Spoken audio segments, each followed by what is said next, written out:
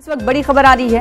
Ayodhya district magistrate ने पाबंदी लगा दी है। इस वक्त की बड़ी खबर आपको बाबरी मस्जिद तनाजे को लेकर दे रहे हैं। अयोध्या डिस्ट्रिक्ट मजिस्ट्रेट ने पाबंदी लगाई। ये पाबंदी किस तरह की है आपको बताते हैं। अयोध्या जमीन तनाजा केस पर सोशल मीडिया पैगाम भेजने पर पाबंदी के अहकाम जारी किए गए हैं। केस के ताल्लुक से पोस्टर लगाने पर भी पाबंदी आयद की गई है। 28 दिसंबर तक पाबंदी आयद रहेगी। इंतजामिया का कहना है कि फिरका वाराना हम आहंगी मुतासिर नहीं होने देंगे। अयोध्या जमीन तनाजे केस पर सुप्रीम कोर्ट का फैसला आने वाला है। इस वक्त की बड़ी खबर आपको दे रहे हैं। अयोध्या डिस्ट्रिक्ट मजिस्ट्रेट ने पाबंदी लगाई है। ये पाबंदी किस तरह की है आपको बताते हुए चलें।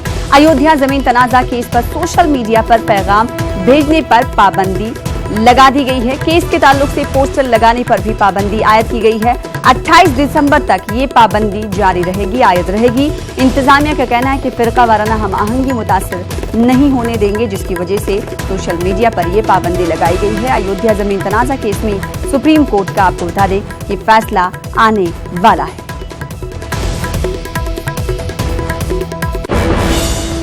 तो राम मंदिर अयोध्या तनाजे पर फैसला आने से पहले पूरे मुल्क में फिक्र की एक लहर है। दिल्ली में कारवान इंसाफ के नाम से एक प्रोग्राम मुनक्किद हुआ। इस प्रोग्राम में एएमयू ओल्ड बॉयज, समाजी कारकुनों, वकला और लीडरान ने शिरकत की। शुरका ने कहा कि अदालत का फैसला सभी लोगों को काबिल कबूल होना चाहिए। कॉमन सिविल कोड के ताल्लुक से कहा गया कि मुसलमान शरीयत पर अमल करेगा।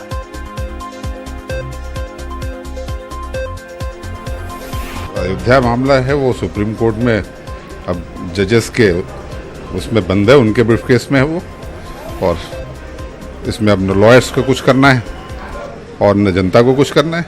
कैसा फैसला आना चाहिए? फैसला जो भी होगा वो इंसाफ का होना चाहिए। फैसला क्योंकि इस मुल्क के अंदर कॉन्स्टिट्यूशन चलेगा। इस मुल्क के अंदर जो है वो कुरान या बाइबल या रामायण और महाभारत से ये मुल्क नहीं चलेगा। ये मुल्क जो है इस मुल्क के संविधान से चलेगा, जो कॉन्स्टिट्यूशन है उसके हिसाब से चलेगा, और अदालत कॉन्स्टिट्यूशन के हिसाब से फैसला देगी। क्योंकि सुप्रीम कोर्ट जो है वो इस मुल्क की सबसे बड़ी अदालत है, और अगर सुप्रीम कोर्ट ये फैसला करती है कि साहब जो है यहाँ पे ये ज़मीन जो है ये ज़मीन का डिस्प्यूट है, इस डिस्प्यूट को मस्जिद और मंदिर और जन्मभूमि के डिस्प्यूट नहीं समझना चाहिए, इसे एक ज़मीन का डिस्प्यूट समझना चाहिए, एक टाइटल सूट है। और अगर उस टाइटल सूट को सुप्रीम कोर्ट ये डिसाइड करती है कि रामलला या निर्मोही अखाड़ा इसके हकदार हैं, तो जाहिर सी बात है इसके अलावा और कोई रास्ता भी नहीं होता है।